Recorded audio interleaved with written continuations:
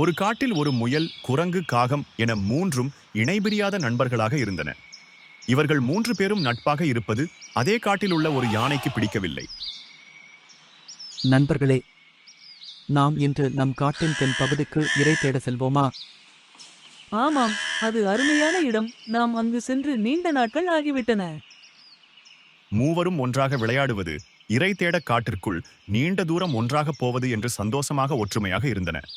அதை பார்க்கும் போதெல்லாம் அந்த யானைக்கு பொறாமையில் கோபம் தாங்க முடியவில்லை. இவர்கள் நட்பை முறியடிக்க அந்த யானை நீண்ட நாட்களாக திட்டம் திட்டியது. ஒரு நாள் ஒரு திட்டத்துடன் யானை முயலிடம் சென்று பேச்சு கொடுத்தது. ஏய் முயலே, அந்த ஆற்றின் அக்கறையில் நிறைய சுவை மிகுந்த நாவல் பழ மரங்கள் உள்ளனவாம். உனக்கு அது தெரியாதா? நீ ஏன் உன் நண்பர்களுடன் அங்கு சென்று பசியாறக்கூடாது? அப்படியா? நாங்கள் இதுவரை அக்கறைக்கு சென்று பார்த்தது இல்லையே. தாமதிக்காமல் இன்றே சென்று பார் முயலே. உன் நண்பர்களுக்கு அருமையான விருந்து காத்திருக்கிறது.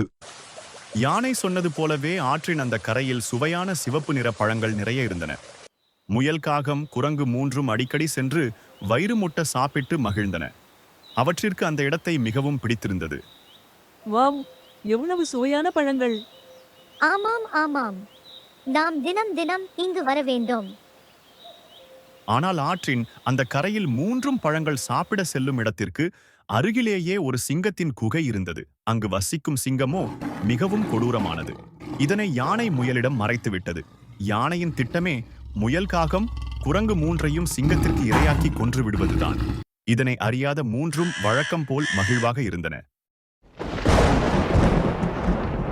சில நாட்களில் அந்த காட்டில் மழைக்காலம் ஆரம்பிக்க தொடங்கியது.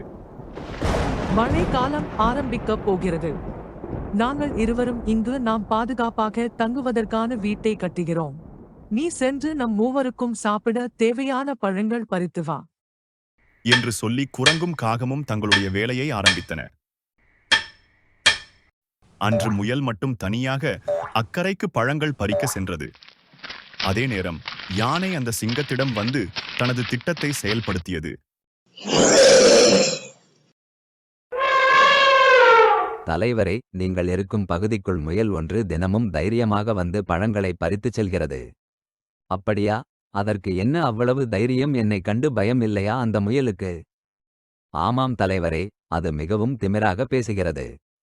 இருக்கட்டும், அப்படியா சொன்னது அந்த அற்ப முயல்? இன்று அதுதான் எனது இரை என்று கூறிய சிங்கம் முயல் இருக்கும் இடத்தை நோக்கி கோபமாக சென்றது. ஆனால் மரத்தில் இருந்த ஒரு கிளி யானையின் சூழ்ச்சியை கேட்டுக்கொண்டிருந்தது.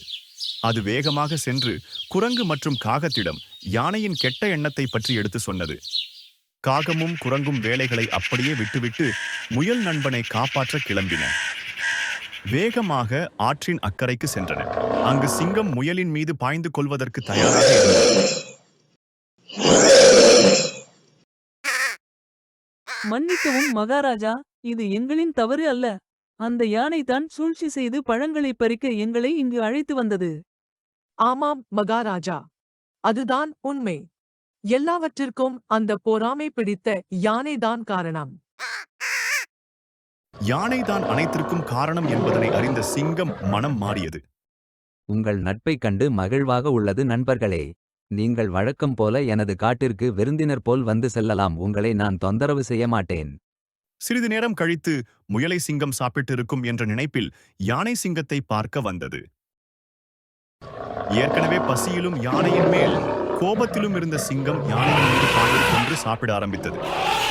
இதன் மூலம் என்ன தெரிகிறது என்றால், மற்றவருக்கு தீங்கு நினைத்தால் நமக்குத்தான் தீங்கு உண்டாகும்.